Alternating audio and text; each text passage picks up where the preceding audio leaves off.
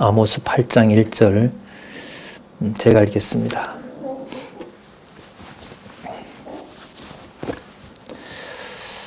주 여호와께서 또 내게 여름실과 한 광주리를 보이시며 가라사대 아모스야 네가 무엇을 보느냐 내가 가로되 여름실과 한 광주리니이다 하매 여호와께서 내게 이르시되 내 백성 이스라엘의 끝이 이르렀은즉 내가 다시는 저를 용서치 아니하리니 그날에 궁전의 노래가 애곡으로 변할 것이며 시체가 많아서 사람이 잠잠히 처처해 내어버리리라. 이는 주 여호와의 말씀이니라.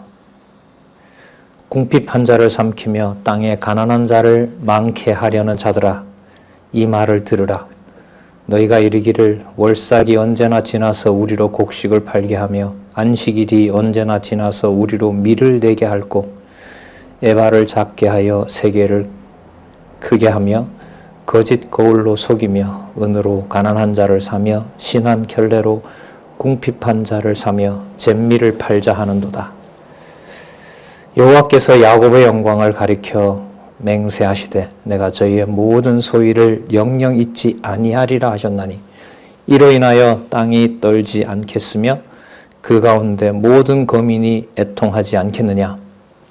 온 땅이 하수에 넘친같이 솟아오르며 애굽강같이 뛰놀다가 낮아지리라. 예, 좀 길게 읽었습니다. 8절까지 읽었습니다. 교재는요, 우리 성경강론 12권 6454페이지 6454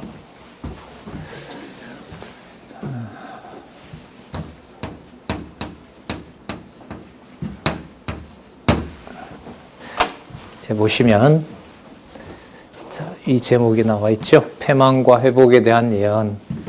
이 제목이 나와 있습니다. 지금 아모스 7장에서부터 9장까지 내용 중에 한 부분을 읽었는데요. 거기에는 패망과 회복에 대한 예언이 나타납니다. 이때 어디가 패망하냐 하면 북왕조가 패망합니다. 그리고 북왕조가 또 회복한다는 예언의 말씀이 9장까지 나타나 있습니다. 그러면 이러한 북왕조의 패망과 회복 예언을 하시는 이유는 뭐냐면 남북왕조가 모두 패망한다는 사실을 알려주려는 겁니다. 그리고 회복하신다는 예언을 해주시는 거죠. 그것을 통해서 북왕조 패망 시대에도 바로 메시아가 오실 것을 언약하시는 내용임을 우리가 소선지자 예언을 통해서 살펴볼 수가 있는 것입니다. 그 다음에 남북왕조 패망과 회복 예언을 하신 다음에 이제 열방이 들어오죠. 이방 백성이 들어오게 되고요. 그 이방 백성이 선민 남북왕조와 연관이 됩니다. 연관이 된다는 말은 뭐냐 하면 인종이 관계가 된다든지 땅이 관계가 된다든지 그런 모습도 드러납니다만은 중요한 것은 뭐냐면 여호와의 이름을 알게 된다는 겁니다. 그래서 이제 열방과 선민이라고 했을 때 열방에게도 여호와의 이름이 선민에게 알려진 것처럼 알려진다는 거고요. 그리고 이 예언의 말씀은 장차 메시아에 대한 언약인데요. 메시아가 오셔서 하시는 사역이 열방을 포함해서 하나님의 택한 백성들에게 여호와의 이름을 알려주신다고 하는 것이 바로 이 예언의 핵심이라고 할 수가 있습니다. 그래서 오바댜에 보면 에돔의 결국에 대해서 예언을 합니다. 그러니까 에돔이라는 나라는 망하지만 에돔에도 또 남은 자가 있다고 나오죠. 그 다음에 아수르의 결국에 대해서는 이 요나서에서 보여주고 있는 내용은 아수르가 이방 제국인데 거기에 어마어마한 숫자 12여만 명의 아수르 제국의 여호와를 부를 사람뿐만 아니라 동물, 가축도 있다는 사실을 여기서 보여주죠. 놀라운 사실입니다. 그래서 이 선민에 대한 내용이 열방과 선민이라는 게 좀 연결을 하면은 열방을 포함한 선민의 결국에 대해서 약속을 하고 있다 이렇게 보시면 됩니다. 지난번에 그 소선지서를 이해하는데 필요한 여러 가지 좀 그 공부하는데 도움이 되는 요건들을 좀 말씀을 드렸죠. 그때 첫 번째 내용이 뭐냐 하면 일단 근거를 위해서 그 열방이 선민이 되는 이런 상황에 대해서 역대기 1장 1절에 나타난 아브라함이 아니라 누구에게 올라간다? 아담에게로 간다. 그래서 아담에게 약속했던 자손 땅 통치 언약이 이루어진다는 거고요. 그럼 두 번째는 소선지서에서 예루살렘을 거론하건 사마리아를 거론하건 그 두 나라가 분명히 당시는 분리되어 있지만 그 나라를 소선지서에서는 하나의 나라로 본다. 그리고 그 나라 속에 누구도 들어온다? 이방에게도 여호와의 이름을 알려주신다는 내용이 나타납니다. 그리고 실체적인 언약이라는 것을 여호와 하나님께서 여기서 이제 예언하시는데 장차 메시아가 오셔서 자손 땅 통치 언약을 이루실 때 그 범위가 이방도 포함한다는 사실을 우리가 여기서 확인할 수가 있습니다. 그리고 자손 땅 통치의 목적이 뭐냐면 전쟁을 해서 백성을 정복하고 땅을 정복하고 그래서 정복한 다음에 그 땅에서 편안하게 잘 살고 그리고 거기서 자기네 그 예루살렘에서 이제 예루살렘 성전을 중심으로 여호와를 섬긴다라는 언약이 아니라 여호와의 말씀이 중심이 되어서 이끌어 간다는 겁니다. 그걸 여호와께서 하신다라는 약속을 우리는 끊임없이 지금 확인해 오고 있는 겁니다. 자, 그 사실들을 우리가 다시 한번 염두에 두시면서요. 선민의 결국에 대해서 미가서에 가면 선민의 멸망을 얘기합니다. 이때 선민은 남북을 일단 얘기를 합니다. 자, 그래서 같이 취급한다는 게 중요합니다. 선민이라는 게 북왕조와 남왕조가 분리되어 있지 않아요. 그러니까 다윗이 통일했던 당시의 상황을 얘기를 합니다. 이 예언의 말씀을 선지자들을 보내서 말씀하실 때 상황은 남쪽과 북쪽이 분명히 갈라져 있습니다. 왕도 무슨 히스기야 시대까지 이른다. 그 당시는 북쪽에서는 여로보암이다. 라고 분명히 나라는 갈라져 있는데 말씀하시는 내용에 보면 선민이라는 낱말로 묶습니다. 야곱, 그 다음에 시온, 그 다음에 이스라엘 이렇게 이제 하나로 묶는 거죠. 그럼 하나로 묶는다는 것은 바로 그 나라가 한 나라로 다시 회복된다는 얘기입니다. 자, 그래서 선민의 회복에 대한 예언이 여기에 나타나고요. 자, 그 다음에 그 선민을 누가 지배하시느냐? 여호와께서 왕이 되신다는 거고요. 어떻게 통치를 하시는 것이냐? 바로 진리의 말씀으로 통치한다는 겁니다. 그래서 오늘도 우리가 8장에서부터 여기죠. 8장 내용들 우리가 아모스 이후로 볼 텐데요. 강조하는 말씀이 나오죠. 여호와의 말씀이니라, 여호와의 말씀이니라, 여호와의 말씀이니라. 계속 이렇게 반복이 됩니다. 그래서 이제 미가서에 가면 패망과 회복에 대한 예언을 해주시는데 거기에 선민이 바로 이방도 들어와 있고 여호와께서 직접 통치하시고 여호와의 말씀으로 통치하신다는 거. 그러니까 백성의 질도 달라지고 그 다음에 자손 땅 통치 언약의 방식도 진리의 말씀을 듣느냐 못 듣느냐라는 걸로 결정이 되는 겁니다. 그래서 그리스도가 오셔서 칼과 창으로 하나님 나라를 정복한 게 아니죠. 확장한 게 아니란 말이죠. 그래서 말씀을 가르치시고 구약에 기록된 말씀들을 모두 이루시는 것으로 당신의 사역에 초점을 맞추는 거고요. 세상 나라는 그러냐면 내버려 두느냐 아니죠. 세상 나라들을 서로 심판하게 하고 또 때로는 진노하게 해서 같이 망하게 하고 그리고 그 와중에 하나님의 교회가 이방과 더불어 예루살렘에서부터 시작된 진리의 말씀이 온 땅에 여호와의 이름을 드러내는 아주 중요한 사역을 여호와 하나님께서 하신다. 예수께서 하신다. 성령께서 하신다. 영원하신 삼위 하나님께서 바로 여호와의 자기 이름을 보존해 가신다. 자, 이렇게 정리를 하시면 될 것 같습니다. 그 내용들을 우리가 본문을 통해서 좀 살펴보도록 그렇게 하겠습니다. 자, 8장 1절에서부터 14절까지 나오는 내용이 이상을 보고 재난과 말씀의 기갈로 피곤할 것을 예언합니다. 그러니까 재난을 줄 뿐만 아니라 그 재난 상황에서도 선지자들을 찾아도 말씀을 전해주는 자를 찾을 수가 없는 거예요. 그래서 진짜 목마르고 배고픈 것이 바로 뭐냐 하면 여호와 하나님을 알고 싶어도 여호와 하나님께서 알려주지 않으면 알 수가 없다는 겁니다. 그래서 이것이 바로 여호와 하나님께서 통치하신다는 분명한 증거가 되는 겁니다. 8장 8절까지 아까 읽었는데요. 처참한 상황이 된다는 거 우리 아까 살펴봤었죠. 그 3절 같은 경우에 보면 그날의 궁전의 노래가 애곡으로 변할 것이며 시체가 많아서 사람이 잠잠히 처체에 내어 버리리라. 너무 많아가지고 곡마저도 할 수 없는 상황이 된다는 거죠. 그리고 또 강조하죠. 이는 주 여호와의 말씀이니라. 주라는 말은 주님, 통치자 이런 말이죠. 주 여호와의 말씀이니라. 왜냐하면 5절에 보시면 여호와의 절기보다가 장사해서 어떻게 더 이익을 내느냐 거기에 관심이 있다는 거죠.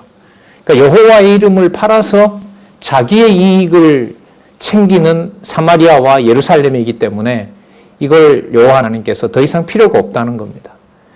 그러면 그걸 없애고 내가 준비해 놓은 백성과 나라가 누구냐 그 실체를 이제 예언을 하시는 내용이 선지서라고 보시면 돼요.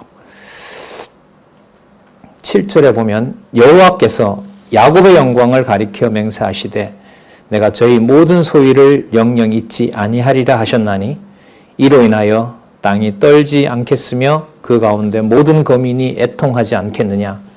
온 땅이 하수에 넘친같이 솟아오르며 애굽강같이 뛰놀다가 낮아지리라. 자, 망한다는 내용이죠. 자, 그다음 더 심각한 것은 뭐냐 하면 9절부터 보면 주 여호와께서 가라사대 그날에 내가 해로 대낮에 지게 하고 백주의 땅을 캄캄하게 하며 그 애굽의 흑암의 그 무서운 진노가 바로 앞에서 일어났잖아요. 그 일이 여호와의 백성에게도 일어난다는 겁니다. 언약 자손에게도 10절에 보면 절기를 애통으로 너희 모든 노래를 애곡으로 변하여 모든 사람으로 굵은 배로 허리를 동이게 하며 모든 머리를 대머리가 되게 하여 독자의 죽음을 인하여 애통하듯하게 하며 그 결국으로 곤고한 날과 같게 하리라. 자, 이제 더 무서운 것은 뭐냐 하면은요. 11절에 주 여호와께서 가라사대 보라 날이 이를지라 내가 기근을 땅에 보내리니 잘 보십시오. 이 기근의 내용이 뭔지 양식이 없어 주림이 아니며 물이 없어 가람이 아니요 여호와의 말씀을 듣지 못한 기갈이라. 그럼 여기에서 회복의 답도 나와요. 그럼 회복은 기갈을 배부르게 하고 목을 시원케 하는 것이 아니라 누구의 말씀을 듣게 한다는 내용하고 관계되겠습니까? 여호와의 말씀을 듣는 것하고 관계되는 것이 바로 회복입니다. 그래서 소선지서 12권 중에 끝에 세 부분이 있죠. 학개스 가라 말라기에 가면 여호와의 성전은 무엇으로 짓냐 하면 여호와의 말씀으로 짓는다. 호세아 14장에도 나왔었죠. 호세아 제일 마지막 장에도 보면 지혜와 명철이 어디 있느냐. 여호와의 도로 심어준다. 회복해준다. 이런 말씀이 나오잖아요. 자, 그 내용을 우리가 상기할 수도 있습니다. 여호와의 말씀을 듣지 못한 기갈이라. 어느 정도냐 하면은요.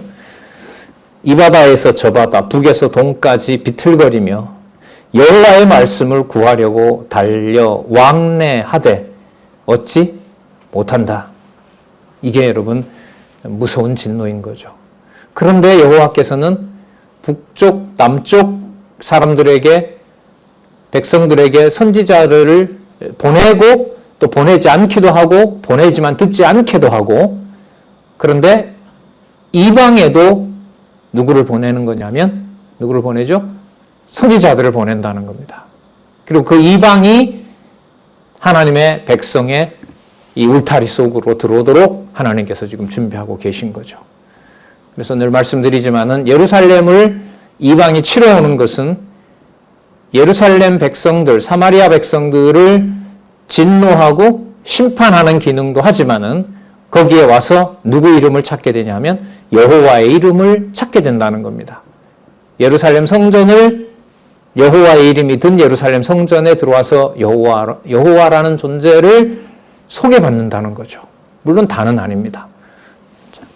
그래서 소선지서의 또 선지서의 전체로 보면 남은 자라고 하는 여호와 하나님께서 준비해 놓은 이 실체적인 언약 백성들을 여호와께서 약속하는 내용을 우리가 알 수가 있습니다.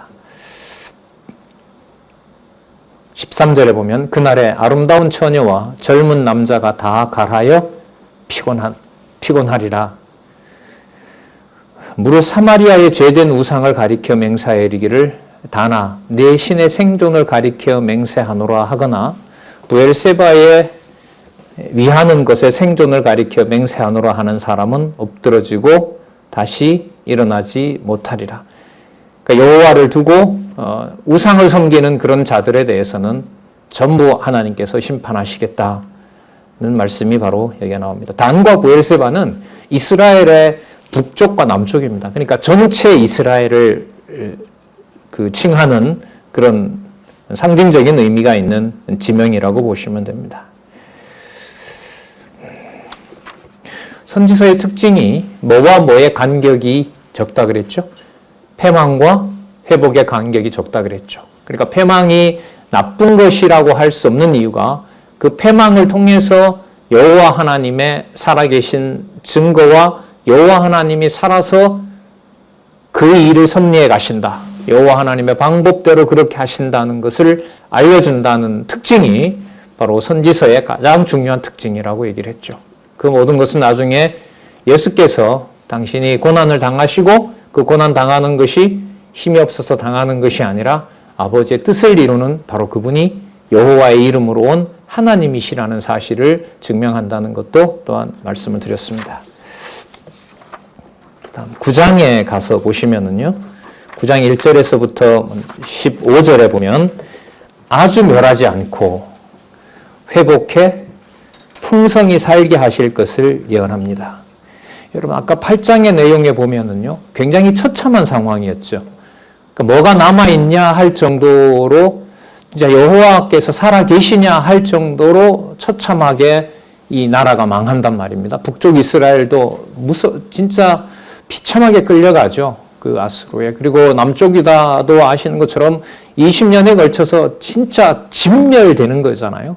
나중에 예루살렘 성전까지 불에 타는 것이고. 근데 그것이 선지서에서는 여호와 하나님의 회복이 풍성하다는 증거가 된다는 겁니다. 이게 이제 우리가 말씀을 깨닫는다라고 할 수가 없는 겁니다. 이 비밀을 알려준다 한들 이게 여러분들과 제 이 인간 중심적으로 꽉 차 있는 우리의 뇌로 이게 정리가 되겠습니까? 성령께서 이 말씀을 믿어지도록 그리고 그 영혼의 빛을 비춰주셔야 가능한 것이죠. 자, 한번 따라가 볼까요? 특징은 여호와께서 하신다, 내가 한다라는 본문들이 이어진다는 거죠. 1절에 보면은 여호와께서 기둥머리를 쳐서 그 문지방을 움직이게 하고 그리고 그 기둥들이 머리 위로 떨어지는 무서운 재앙이 임한다라고 얘기를 합니다. 그리고 1절 중간에 보면 내가 그 남은 자를 칼로 사륙하리니 그 남은 자를 여호와께서 사륙한다 그러고요. 하나도 도망하지 못한다고 얘기합니다. 구덩이를 파고 밑으로 숨으면 자 2절에 내 손이 취하여 낸다 그러고요. 하늘에 올라갈지라도 내가 끌어내린다 그러고요. 3절에 보면 갈멜산 꼭대기에 가도 내가 찾아낸다 그러고요. 바다 밑에 숨어도 대행을 명하여 거기서 물게 한다는 거죠. 지금 이 상황은 분명히 무슨 상황입니까? 진노와 심판 상황이거든요. 그런데 이걸 바로 돌려놓아요. 하나님의 이름이 드러나는 일이라고 이 말씀들을 의미를 이렇게 부여하시는 거죠. 이것은 우리가 생각하는 나쁘다라는 의미로만 볼 수가 없는 겁니다. 그러니까 성경은 여호와 계시라고 했을 때 그 계시는 우리 생각과 우리 방식대로 성경이 기록되어 있지 않다는 거예요. 그 말은 누가 조명을 하셔야 되냐면 성령께서 깨닫게 하셔야 가능한 겁니다. 그래서 우리가 우리 어떤 역사를 말씀이 운동한 역사, 하나님이 하게 하시는 역사라고 우리가 얘기를 하고 있는 거죠. 자, 볼까요? 4절에 그 원수 앞에 사로잡혀 갈지라도 잡혀가면 좀 그만 놔두지 아니라는 거죠. 내가 거기서 칼을 명하여 사륙하게 할 것이라. 내가 저희에게 주목하여 화를 내리고 복을 내리지 아니하리라 하시니라. 누가 하는 일이냐면 내가 하는 일이라는 거예요. 거기서 열방이 한다. 아수르가 강하기 때문에 우리가 당했다. 바벨론이 더 강하다. 이런 말을 하지 말라는 거죠. 못하게 하겠다는 거예요. 여호와가 하신다는 거예요, 이걸. 그러면서 당신이 살아계신 증거와 사역의 확증으로 삼으시겠다는 거죠. 이런 상황에서 우리가 일반적으로 말하는 믿음을 유지한다는 것은 말이 되질 않죠. 5절에 보시면요. 주 만군의 여호와는 땅을 만져 높게 하사 무릇 거기 거하는 자가 애통하게 하고요. 하수가 넘치다가 애굽강같이 낮아지게 하시는 자라고 소개하시면서 6절에 보시기 바랍니다. 자, 땅을 그렇게 무섭게 심판하신 여호와께서 그 성전을 하늘에 세우시며 그 궁창의 기초를 땅에 두시며 바닷물을 불러 지면에 쏟으시는 자니, 자, 목적이 이겁니다. 그 이름은 여호와시라. 이게 지금 계시의 목적인 거예요. 어느 정도까지 몰아갔습니까? 우리 지난번에 살펴봤잖아요. 여호와의 이름이 없다. 언약 자손에 한 사람도 남아있지 않아서 라는 지경까지 여호와 하나님께서는 섭리해 가시는 거죠. 그래서 우리가 이제는 끝났구나 이 말도 사치스러운 말이 됩니다. 여기 보시면 진짜 끝장을 내고 누구 이름을 알리세요? 여호와 이름을 알리시는 거예요. 그래서 우리가 이 성경신학을 공부해가는 우리로서는 여호와 계시라고 하는 말을 좀 더 깊이 생각해 보면 우리가 우리 인생에 있어서 하나님의 백성으로 이제는 끝났구나 이런 말이 통하지가 않아요. 끝나긴 뭐가 끝나요? 끝나는 상황이 아니라 누구 이름이 드러나는 자리라는 거예요. 여호와 이름이 드러나는 자리라는 거죠. 그런 상황에 누가 잘못했고 어떤 상황이 이 상황이 안 되었고 뭐가 원인이고 이 말을 할 수 없게 만드는 거죠. 지금 이렇게 말씀하시는 이유는 오직 누구 이름을 드러내시려는 거냐면 여호와의 이름에다 지금 초점을 맞추고 있거든요. 그러면 이제 답이 나오죠. 그럼 기갈이라는 것이 목마름의 기갈이 아니라 여호와 하나님께서 그 말씀을 숨기셨고 또 회복할 때는 그 여호와의 이름을 자기 백성에게 깨닫게 해주신다는 거죠. 그러니까 우리가 죽느냐 사느냐라는 문제는 영적인 문제인 거고요. 그 본질은 거기에서 여호와의 이름이 나에게 어떤 방법으로 전해지고 깨달아지느냐 이게 이 생명의 말씀이라고 할 수가 있겠죠. 7절에 여호와께서 가라사대 이스라엘 자손들아 너희는 내게 구수족삭같이 아니하냐. 그 인간적으로 볼품이 없다는 거예요. 볼품이 없었다는 거예요. 내가 이스라엘을 애굽 땅에서 블레셋을 갑돌에서 아람 사람을 길에서 올라오게 하지 않았느냐. 그 해적질이나 해먹고 살던 자들을 내가 불강한 나라로 내가 만들어줬다. 내 이름이 여호와라. 그렇죠. 노아에게 약속했던 대로 생육하고 번성하시겠다는 약속들을 셈과 함과 야벳 족속들에게 다 이루어 주시죠. 그걸 지금 이방에게도 알려주신단 말이에요. 8절에 보라 주 여호와 내가 범죄한 나라에 주목하여 지면에서 멸하리라. 자, 패망과 회복이 가깝다 그랬죠. 그러나 야곱의 집은 온전히 멸하지 아니하리라. 이는 여호와의 말씀이니라.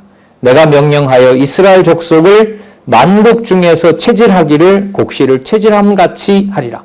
그러니까 채 바구니에 곡식 걸러내는 거 있잖아요. 거기서 남겨놓는다는 거죠. 그러면 심판이라는 이 방식은 바로 뭐냐면 여호와 하나님의 자녀를 골라내는 방법인 겁니다.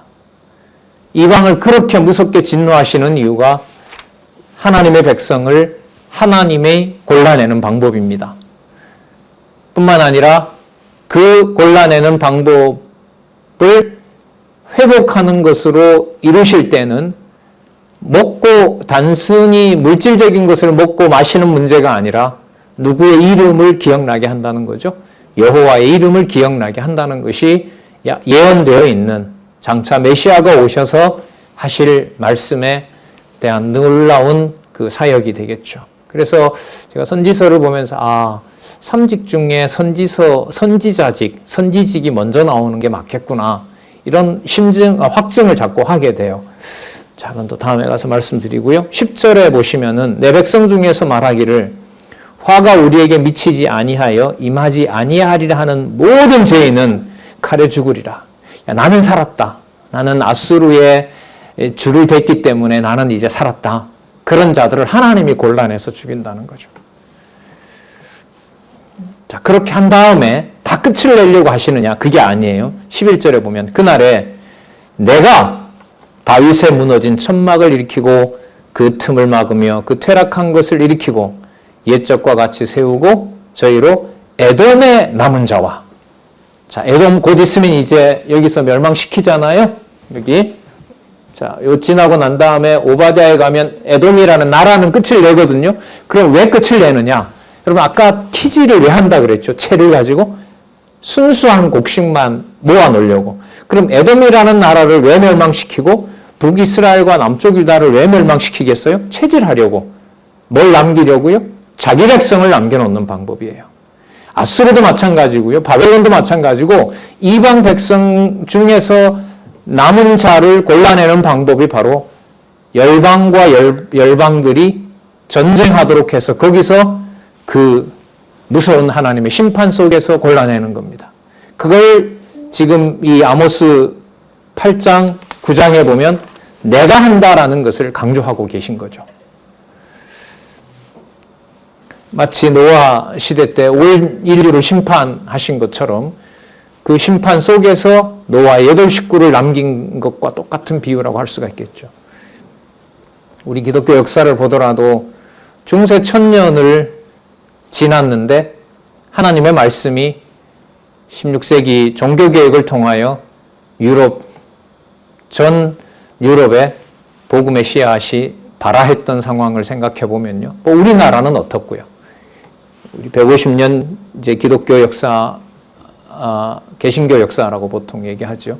그 역사로 봤을 때 복음을 받아들일 만한 무슨 여건이나 준비가 되어 있었습니까? 전혀 다른 문화 속에 살던 민족에게 진리의 말씀이 떨어지게 되고 1세기를 지나면서 너무나 큰 하나님의 진리의 기둥들이 여기서 마련되었다는 사실을 보면 이런 말씀들의 그 여호와가 해가시는 것이 어떤 방법으로 되는지를 좀 깊이 생각할 수 있는 계기가 되죠.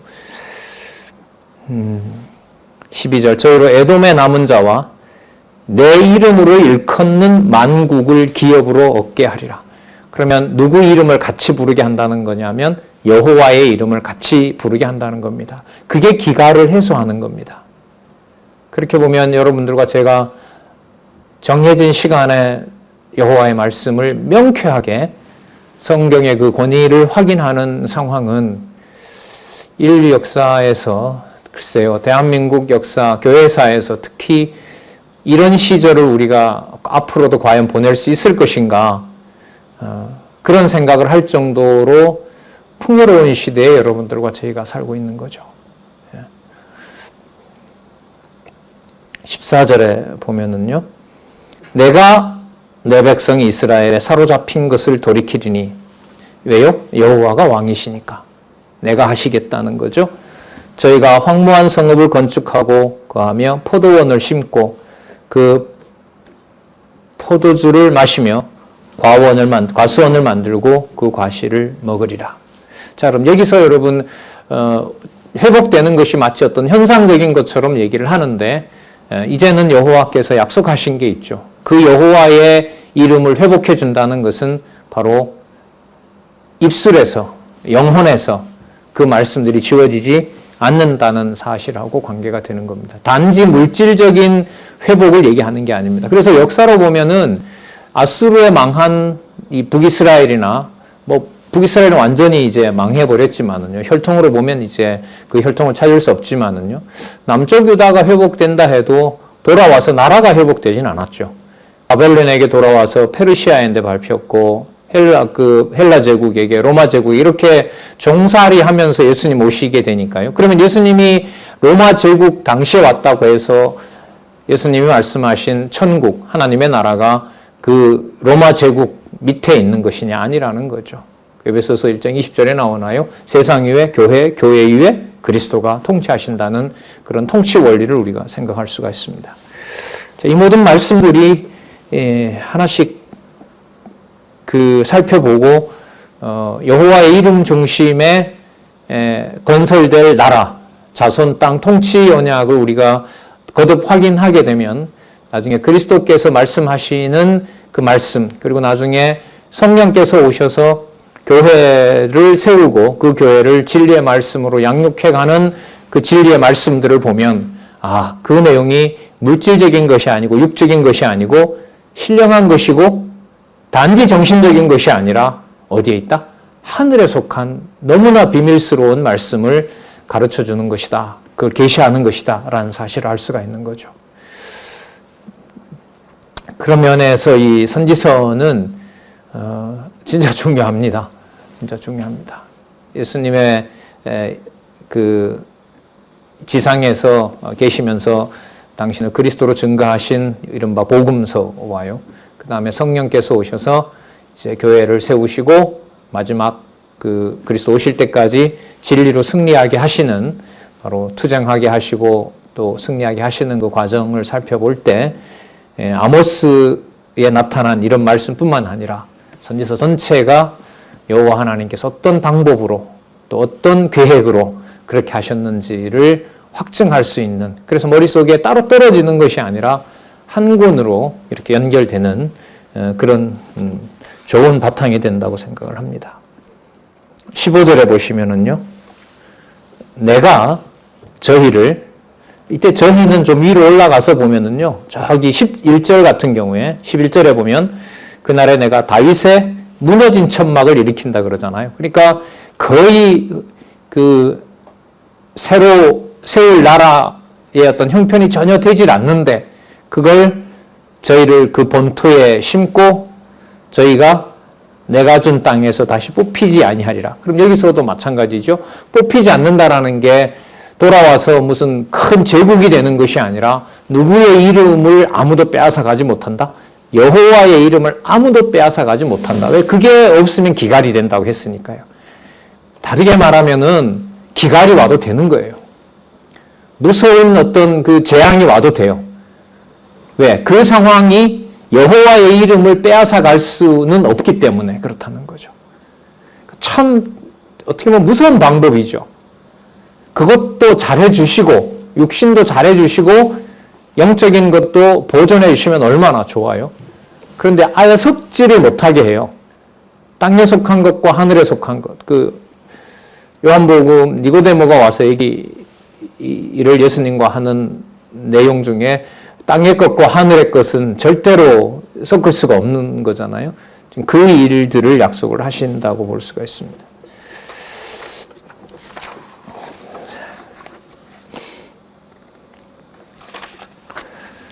자, 15절 다시 볼게요. 내가 저희를 그 본토에 심으리니 저희가 나의 준 땅에서 다시 뽑히지 아니하리라. 이는 내 하나님 여호와의 말씀이니라.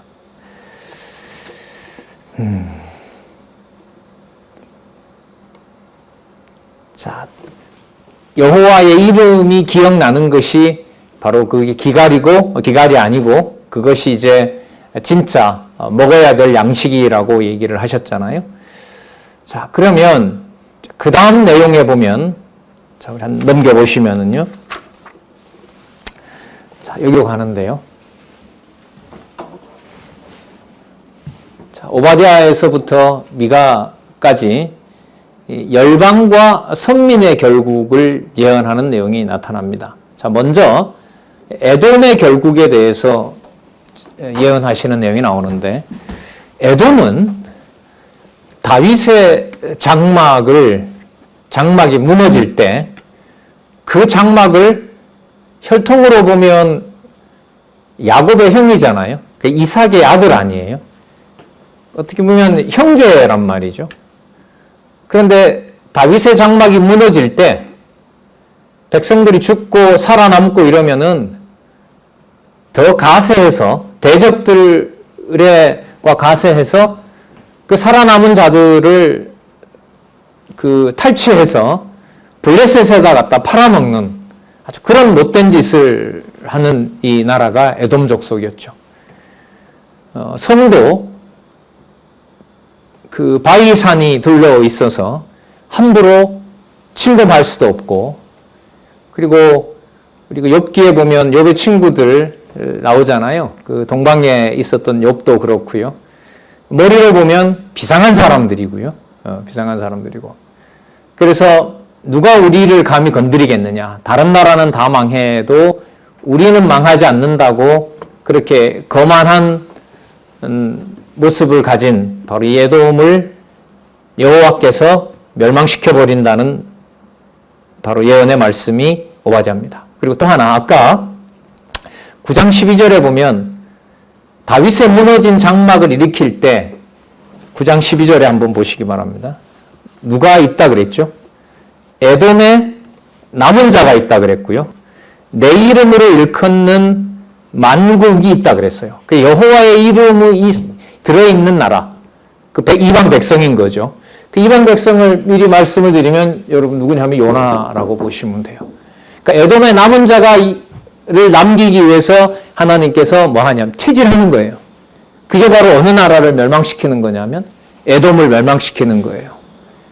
그 다음에 방식은 좀 다르지만 아수르 제국이 저렇게 강한 나라가 이방 신을 섬기는 진짜 우상의 소굴인데 그 우상을 섬기는 것만 같았던 그 나라에 누가 있다는 거죠? 아까 9장 12절에 말씀대로 내 이름으로 일컫는 만국 백성이 있다는 거예요. 어디에? 어디에도? 아수르에도. 그래서 에돔을 멸망시키고 에돔의 남은 자 골라내고, 그 다음에 아수르 제국이 다 우상천지인 줄 알았는데 거기에 누가 있고요? 누가 있어요? 여호와의 이름으로 일컫는 백성이 있다는 거죠. 그들을 다 모아서 자, 요나서가 지나고 나면 선민들의 결국을 얘기를 해주세요. 그러면 보시기 바랍니다. 북쪽 이스라엘 멸망한다고 했죠. 남쪽이 다 멸망한다고 했죠. 그 다음에 아까 에돔 멸망한다고 그랬었죠. 그 다음에 요나서에 보면 아수르 제국 내에 가축들까지라도 내게 속할 것들이 있다고 얘기를 한 거죠. 그러면 패망이라는 것이 조금 전에 나왔던 말씀으로 좀 사용을 하면 체질을 통해서 누구를 골라내는 거죠? 남은 자를 골라내는 겁니다. 이게 바로 실체적으로 준비하고 있는 하나님의 백성이고, 그것은 아브라함의 혈통에만 얽매여서는 안 되는 거예요. 그래서 아까 역대기 1장 1절에 나오는 누구 이름이 중요하다? 아담 이름이 중요하다.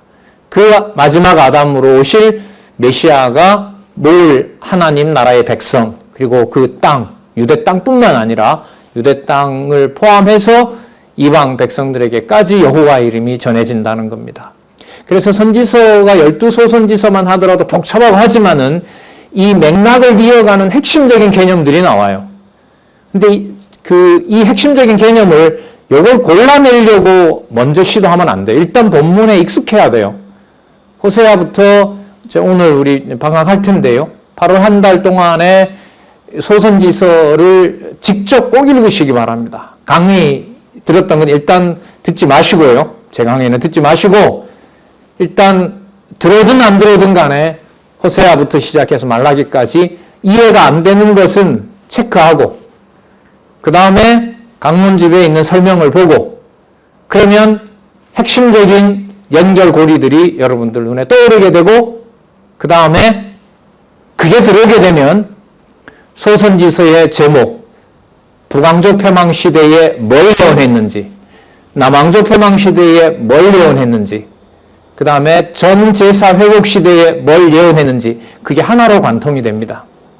이 과정에 꼭 필요한 것이 여러분이 직접 성경 본문을 읽으셔야 된다는 겁니다. 다른 방법이 있을 것 같으면 저한테도 알려주세요. 다른 방법은 찾지 못하겠습니다, 저는. 이게 기갈을 해소하게 하는 성경신학을 통해서 여러분들과 저에게 하나님께서 주신 어마어마한 복일 뿐만 아니라 글쎄요, 경고라고 하면 좀 심하나요? 안 보고 그냥 대충 듣는 것으로 그냥 하나님 말씀이 내 마음에 위로가 되는 경우로만 본다면은 이렇게 많은 선지자들을 보내야 될 이유가 없지 않겠습니까? 꼭 그 시간을 가지시길 바라고요.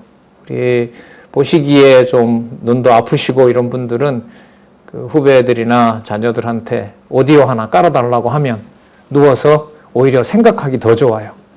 집중도 어떤 면에서는 더 잘 되고요. 그렇게 해서 선지서 전체, 소선지서 전체에 나타난 핵심들을 꼭 이렇게 핵심 개념과 더불어서 잘 연결할 수 있는 기회가 됐으면 좋겠습니다.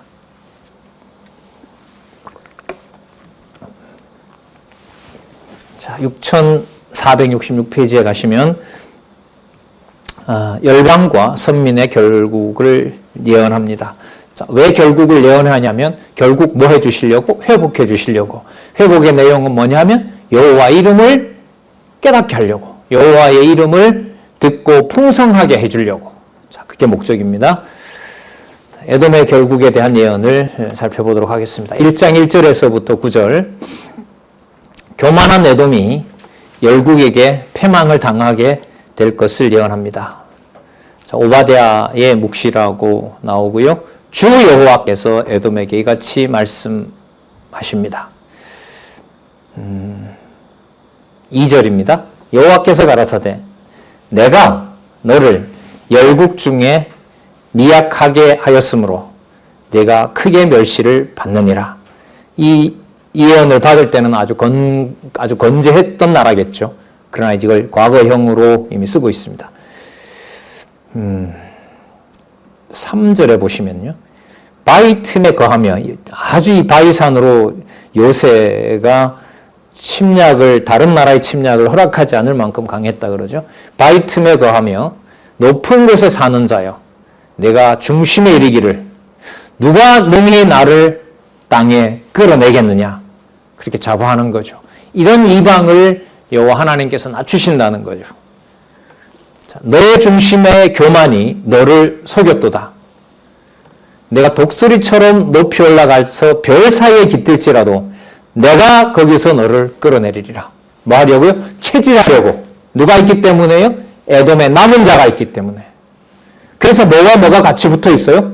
패망과 회복이 같이 붙어 있는 거예요. 그래서 아까 말씀드린 것처럼 교회 생활에서, 신앙 생활에서 이제 끝났다, 패망했다라는 것만 얘기하시려면 안 하느니 못합니다. 하나님의 백성에게 패망은 동시에 누구 이름의 회복일까요? 여호와의 이름의 회복인 겁니다. 그래서 신앙 생활에서, 성경 신학에서 인간적인 상황에 대해서 나에게 불리한 것을 두고 나는 망했다. 물론 하나님께서 잡아주지 않으면 이럴 때 신이 무슨 필요가 있느냐라는 걸로 가겠죠. 그러나 벌써 성령께서는 우리가 범죄한다고 해서 떠나는 분은 아니니까요. 하나님의 택한 백성은 그 실수 속에서, 여기 보십시오. 패망 속에서 누구 이름을 반드시 부르게 한다는 거죠. 여호와 이름을 부르게 한다는 거죠.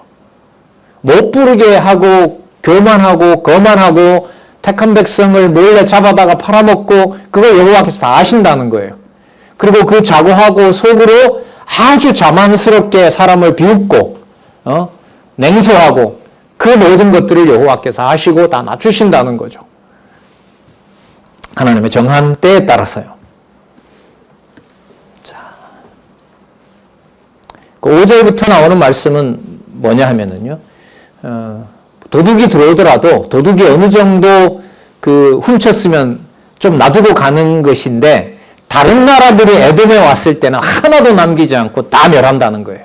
그게 5절 내용이고요. 6절에 보면 에돔이 에서죠. 에서가 어찌 그리 수탐되었으며 그 감춘 보물이 어찌 그리 수탐되었는고. 그리고 그 강한 나라니까 얼마나 많은 나라들이 같이 이렇게 약조했겠어요. 같이 살자고 동맹을 맺었겠습니까? 그러나 7절 너와 약조한 자들이 다 너를 쫓아 변경에 이르게 하며 쫓아낸다는 거죠. 배신한다는 거죠. 너와 화목하던 자들이 너를 속이고 이기며 내 식물을 먹는 자들이 내 아래 함정을 베푸니 도와주고 잘 살고 했는데 오히려 길에다가 그 함정을 파놓고 거기에 빠지도록 한다는 거죠. 내 마음에 지각이 없음이로다. 왜 그렇게 에돔이 에서가 미련해졌느냐? 여호와께서 지혜를 가져가 버렸으니까요. 8절 보시기 바랍니다. 나 여호와가 말하노라. 그날에 내가 에돔에서 지혜 있는 자를 멸하며, 그러니까 자기네들의 지혜는 멸합니다. 누가 주시는 지혜를 받을 자를 준비하고 있어요? 여호와의 이름을 받을 자를 여호와가 준비하시는 거예요. 그게 여러분 선민 개념 속에 다 들어오는 겁니다. 이방 백성도 들어오는 거예요. 에돔에서 지혜 있는 자를 멸하며 에서의 산에서 지각 있는 자를 멸하지 아니하겠느냐. 이런 수사학은 반드시 그렇게 하시겠다는 표현이죠. 내가 안 하겠느냐? 반드시 한다. 드마는 여러분 에서의 손자죠. 아주 에돔 족속에게 유명한 성입니다. 드마나 내 용사들이 놀랄 것이라. 너로 이로 인하여 에서의 산의 거민이 살해를 당한 일이 다 멸절되리라. 그 이유가 뭐냐면 1장 10절에서부터 21절에 보면 에돔이 무슨 범죄를 했는지를 알려줍니다. 자, 그 내용 우리 잠시 쉬셨다가요 살펴보도록 그렇게 하겠습니다.